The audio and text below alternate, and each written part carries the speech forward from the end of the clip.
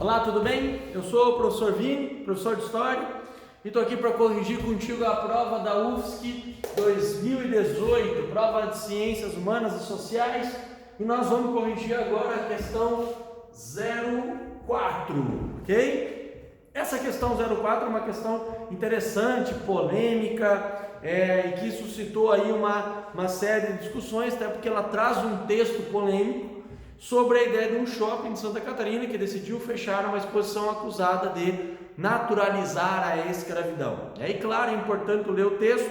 Essa questão, esse texto também vai estar aí na parte da descrição do vídeo. Então, vamos lá, vamos resolver essa questão. Primeira coisa, 01, diz para nós assim: a resistência dos africanos e dos afrodescendentes nas diversas regiões em que se empregou a mão de obra escrava, assumiu diferentes formas, de revoltas violentas à preservação de valores e tradições de suas culturas de origem. Absolutamente certo. Por quê? Nós vamos ter muita resistência, ao contrário do que possa algumas pessoas te dizer ou imaginar, que os escravos brasileiros vão ser dóceis, que eles não vão se rebelar. Isso tudo é balela. Os estudos sérios dos historiadores sérios vão te trazer uma outra perspectiva. Qual é a perspectiva? A da resistência. Seja ela uma resistência silenciosa, seja, por exemplo, de trabalhar menos, o mínimo possível. Isso já é uma ideia de resistir ao trabalho escravo. Seja ela de preservação de sua cultura, de seus valores, de sua religião, por exemplo. Ou seja, de forma violenta, inclusive com ataques aos capatazes, com assassinato de senhores. Haja vista que nem colher ou algum tipo de talher eles recebiam para comer, comiam com a mão, porque eles faziam disso armas e, quando possível, eles se vingavam daqueles indivíduos que estavam escravizando eles. Ou seja, então, com as fugas, a organização de rebeliões, os quilombos, estão aí para nos deixar isso tudo bem esclarecido, sem nenhuma dúvida. Então, resistência sim. 02.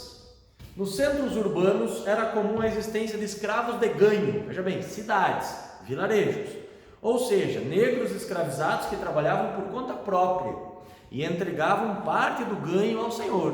Perfeito, a gente tem várias formas de escravidão e a gente também tem alguns escravos que conseguiam certa confiança dos seus senhores, então eles davam certa liberdade a esses escravos e esses escravos faziam determinados serviços. Um dos serviços era, por exemplo, engraxar o sapato dos senhores, e aí eles davam parte do seu ganho para os seus donos. Então isso é chamado escravo de ganho, até porque na cidade é mais difícil o trabalho de grande contingente de escravos. Então são alguns escravos que tinham essa possibilidade. Então com a 02 está tudo certo. 04.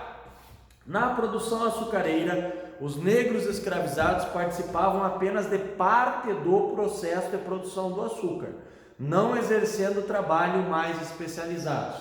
Não, está errado. Por quê? Porque no engenho de açúcar, os escravos participavam de todo o processo e também eles podiam exercer trabalhos específicos, trabalhos especializados. Existiam alguns escravos que eram especialistas em determinadas tarefas na produção de açúcar.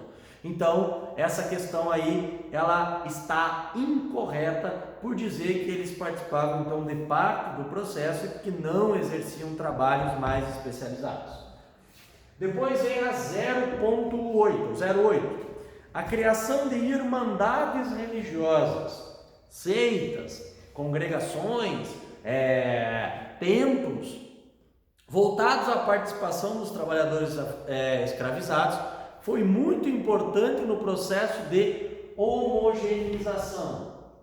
Homo, aqui tem a ideia de igual, ok? De todos com a mesma perspectiva. Então, algo que é homogêneo é algo que é igual, algo que se equivale, certo? Então, a gente vai ter aí o erro dessa alternativa. porque nós não vamos ter uma homogeneização cultural dos africanos. Bem pelo contrário, eles vão mostrar a sua diversidade cultural, dependendo da região de origem deles lá no continente africano. Então essa aí, a questão 08 vai estar errada. Aí vem a 16.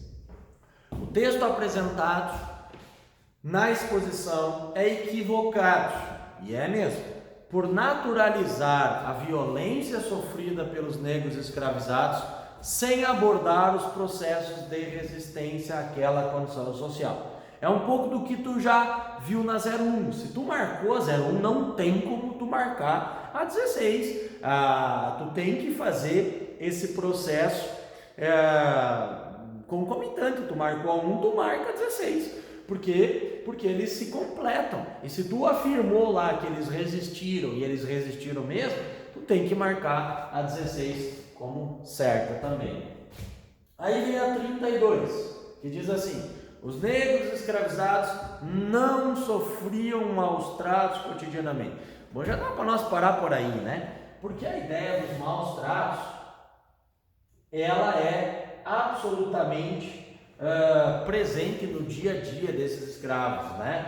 Eles eram açoitados, eles tinham partes do seu corpo mutiladas, eles eram batizados, entre aspas, com ferro, com as iniciais do dono deles. Ou seja, o que mais tem é maltrato com esses indivíduos que eram escravizados, né? Então, sem a mínima chance, não vamos nem continuar, porque o resto aí tá tudo errado mesmo. Então, a partir da ideia de que negros escravizados não sofriam maus tratos, tu não pode ir adiante, isso aí está errado e paramos por aí. 64. O trabalho escravo em Nossa Senhora do Desterro. Aí tu tem que saber isso aqui. O que é Desterro? Ilha do Desterro, ou Nossa Senhora do Desterro, é a atual Florianópolis. Florianópolis ganhou esse nome de Florianópolis no governo de Floriano Peixoto, porque o presidente da República vai pacificar uma revolta chamada Revolta da Armada, que começou no Rio de Janeiro com o almirante Custódio de Mello bombardeando o Rio de Janeiro, isso mesmo, bombardeando o Rio de Janeiro. E aí ele foge do Rio de Janeiro para a ilha de Santa Catarina, ou a ilha do Desterro.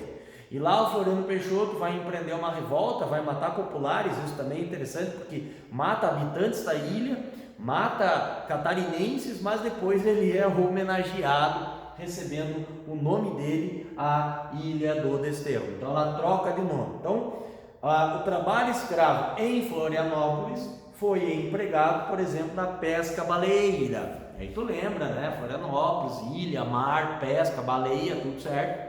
Visando a produção de óleo. Sim, é verdade. Muito comum na região entre os séculos 18 e 19. Então essa alternativa 64 também está absolutamente correta. E essa então questão dá um valor de soma alto, né? Vai chegar lá a 83 o valor da soma correta dessa questão. Tá certo? Espero que tenha gostado. Mais uma questão corrigida aí da UFSC de 2018. Muito obrigado pela audiência aí, se gostou, quiser curtir aí, eu agradeço. Valeu, muito obrigado, um grande abraço.